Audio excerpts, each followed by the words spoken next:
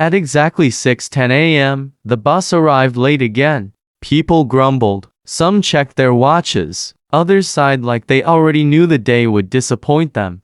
Daniel stood quietly at the bus stop, clutching a small brown envelope. Inside it was his resignation letter. 3 years earlier, he had prayed hard for the job he now hated. At first, it felt like a miracle. Good pay, respect, stability. But slowly, something changed. Every morning, Daniel woke up tired not in his body, but in his spirit. He had ideas, he had dreams, but every time he mentioned them at work, he was ignored, passed over, mocked politely.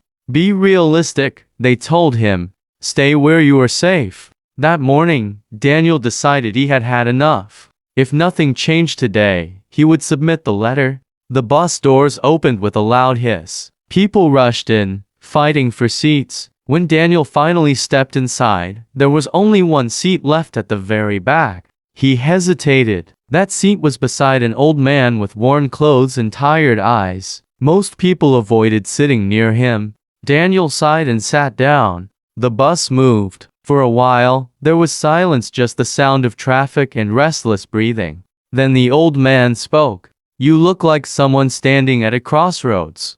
Daniel turned, surprised. I don't think we've met, he said. The old man smiled faintly. No, but I've seen that look before. I once wore it myself. Daniel looked away. I'm just tired, he muttered. Tired people don't carry envelopes like that, the man said gently. Daniel froze. For a moment, he considered lying, but something about the man's calm voice broke his guard.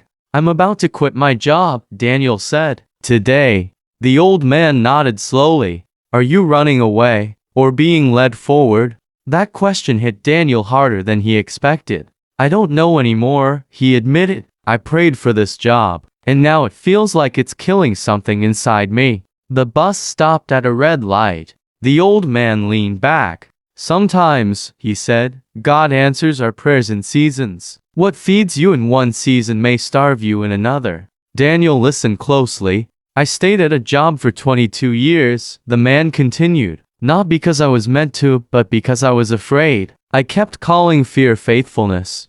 Daniel swallowed. When I finally left, the man said, everything fell apart for a while. I lost money, friends disappeared, but I found myself again. The light turned green. The bus moved. Daniel looked at the envelope in his hands. So you're saying I should quit? The old man chuckled softly. No, I'm saying you should listen carefully. God doesn't always shout. Sometimes he rearranges your discomfort until you pay attention. They rode in silence again. One stop later, the bus slowed. The old man stood up. This is me, he said.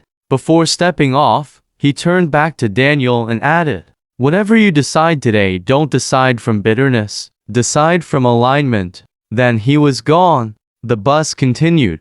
Daniel felt something strange, like clarity mixed with fear. At work that morning, the usual things happened. His idea was ignored again. His effort went unnoticed. Someone else took credit for his work. But something was different. Instead of anger, Daniel felt calm. During lunch break, he took out the envelope. He didn't submit it. Instead, he rewrote it. Not a resignation letter, but a proposal, a bold one, something he had been afraid to put on paper. At 4:45 p.m., he walked into his manager's office. I need 5 minutes, he said.